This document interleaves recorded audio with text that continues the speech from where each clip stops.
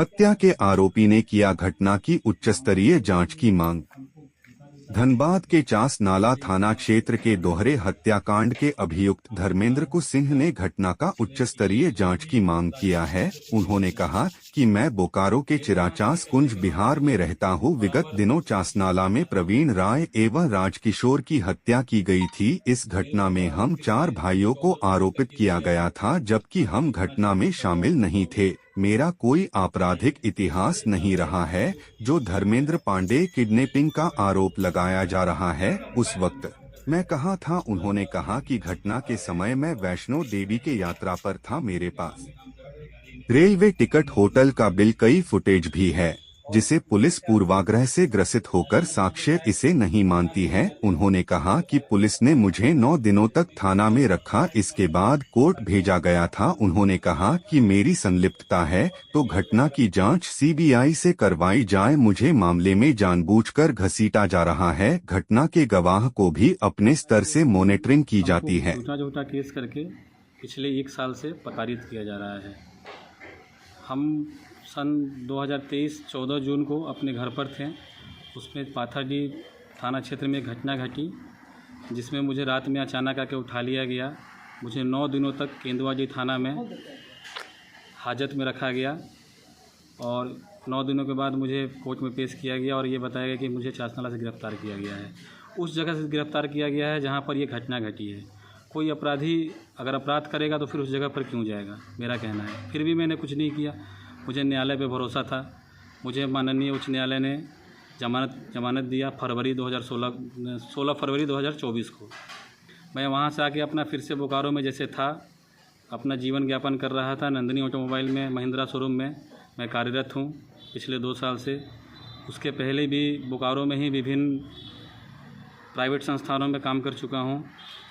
मैं एक पढ़ा लिखा आम इंसान हूँ जिसका पीछे कोई भी आपराधिक घटना से कोई लेना देना नहीं है। मेरे वहाँ से निकलने के बाद मुझे बराबर चासनाला से जयप्रकाश राय के उनके घर वालों के द्वारा और भी पुलिस वालों के द्वारा ये बराबर मुझे बोला गया कि आपको चासनाला नहीं आना है, जो कि मेरा घर है पुराना। मैं चासनाला में ही रहता था, मैंने वहीं से पढ़ाई की है। मेरे फादर वहीं जॉब किया करते थे। और उसके बाद बराबर फिर से एक 14-24 का केस किया गया पाथाडीह थाना क्षेत्र में 14/24 जुलाई में 15 जुलाई को कि मैंने किसी गवाह को धमकाया है, जबकि वो गवाह 12 फरवरी 2024 को हमारा केस चार्ज हुआ प्रवीण राय हत्याकांड। उसके बाद से कोई भी गवाह कभी भी कोर्ट में गवाही देने नहीं आ रहा है। वो जब भी आते हैं जयप्रकाश राय के साथ झुंड बनाकर आते हैं, जयप्रकाश राय के हिसाब से गवाही देते हैं, उनके साथ वापस जाते हैं और वो लोग बैठ के ये प्लानिंग करते हैं कि कैसे मुझे और मेरे परिवार को फंसाया जाए। मैं अपने परिवार का इकलौता भी व्यक्ति हूँ जो अपने घर का पालन पोषण कर रहा हूँ। मेरे घर के चारों भाइयों पे केस किया गया है। मेरे छोटा भाई भी बहुत पढ़ा लिखा है, वो भी प्राइवेट संस्थान में काम करता है। मेरा बड़ा भाई भी ठेकेदारी करता है और भी मेरा जो बड़े भाई है वो भी ट्रांसपोर्टिंग के काम में काम करते हैं, गाड़ी में। हम लोग का कोई इस तरह का इतिहास हम लोग के 3 भाइयों का नहीं है। अभी क्या आरोप लगा है?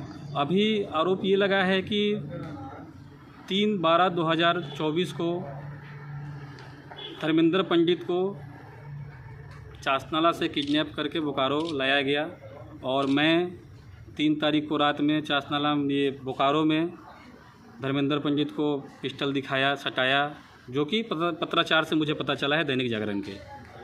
लेकिन मेरा कहना ये है कि मैं 29/11/2024 से 6/12/2024 तक अपने वैष्णो देवी की यात्रा पर रहा हूँ, जिसका टिकट मेरे पास है, वहाँ की फुटेज मेरे पास है। मैं नोएडा में रुका हुआ हूँ, वहाँ का अपार्टमेंट का जगह है मेरे पास, कटरा का होटल का बिल है, सभी चीज़ें मेरे पास है। मुझे एक बार भी थाने से या कहीं से फ़ोन करके या मुझे नहीं बुलाया जाता है कि आपके ऊपर कोई आरोप लगा है तो आप अपना सफाई दीजिए। मेरे ऊपर सीधा FIR किया जाता है और मुझे अरेस्टिंग के लिए ढूंढा जाता है और मैं अपने घर के पे भी नहीं रह पाता हूं, जिसके कारण से। इस पर आप क्या चाहते हैं? क्या मैं चाहता हूं कि इस पे CID या CBI की जांच हो कि इन सब केसेस में ऐसा क्या है कि मेरे ऊपर लगातार वहां प्रस्तुत नहीं होने के बाद भी मेरे ऊपर केस किया जाता है। और ये जितने भी केस होते हैं उस पर बस एक टाइप कॉपी होता है और जाके धर्मेंद्र पांडे साइन किए हुए रहते हैं और वो टाइप कॉपी करवाया हुआ रहता है जयप्रकाश राय का। और मेरे ख्याल से धर्मेंद्र पांडे शायद थाना भी नहीं जाते होंगे, क्योंकि जयप्रकाश राय ही थाना पे बैठे रहते हैं। उनका सीसीटीवी थाना का फुटेज चेक कर लिया जाए कि वो थाना पे बैठे हुए हैं कि नहीं, एफआईआर के होते हुए उनका लोकेशन चेक कर लिया जाए। लेकिन मेरे ऊपर हमेशा से आरोप लगता है कि मैं अपने घर का पालन पोषण ना कर सकूं। मेरे ऊपर लगातार आरोप लगाया जाता है कि आप इस घटना में सम्मिलित हैं। मैं बार बार सफाई देता हूं कि सर मैं इस घटना में सम्मिलित नहीं हूं, लोगों को बताता हूं, लेकिन मेरा कोई सुनवाई नहीं होता है। मैं ये चाहता हूं कि मैं एसपी साहब के पास खुद भी पर्सनल भी जाऊं, पत्राचार भी करूं, डीजीपी के पास जाऊं, एसएसपी साहब के पास जाऊं, माननीय मुख्यमंत्री जी के पास जाऊं कि इसका निष्पक्ष जांच हो पाए। और मैं एक चीज़ ये ज़रूर चाहता हूं कि जो ये धर्मेंद्र पंडित जो गवाह हैं, इनका पुलिस जल्द से जल्द गवाही ले जाके कोर्ट में करवा दे, क्योंकि ये धर्मेंद्र पंडित जो है इनको हाईजैक करके जयप्रकाश राय अपने साथ में रखते हैं, अपने हिसाब से उनके घर से उठा ले जाते हैं, अपने घर पे कहीं रहते हैं। क्योंकि अगर इनके साथ कोई भी अगर गलत घटना हो जाती है तो उसका आरोप वो मेरे ऊपर लगाएंगे। पहले भी वो ऐसा काम कर चुके हैं, अपने भाई की हत्या में मुझे फंसा चुके हैं। कौन किया, कैसे किया मुझे नहीं मालूम, लेकिन मुझे फंसाया गया। आधे घंटे के अंदर ये एफआईआर क्लियर हो गया कि हम लोगों ने करवाया है, जैसे पहले से प्लान था कि यही लिखना है। अपने ऐसे गुहार लगाते हैं? हाँ, मैं ये गुहार लगाता हूँ कि सबसे पहले धर्मेंद्र पांडे का अगले ही तारीख पर न्यायालय में जो भी वो बयान देना चाहिए, स्वतंत्र हैं, वो जाके बयान दें।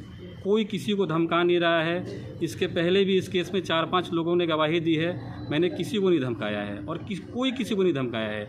वो लोग गवाह कभी नहीं गए हैं कि मुझे धमकी मिल रही है, और भी लोग जो गवाह हैं उनको कोई नहीं बोल रहा है धमकी मिल रहा है। ऐसा क्या है कि धर्मेंद्र पांडे को ही बार बार धमकी मिल रही है?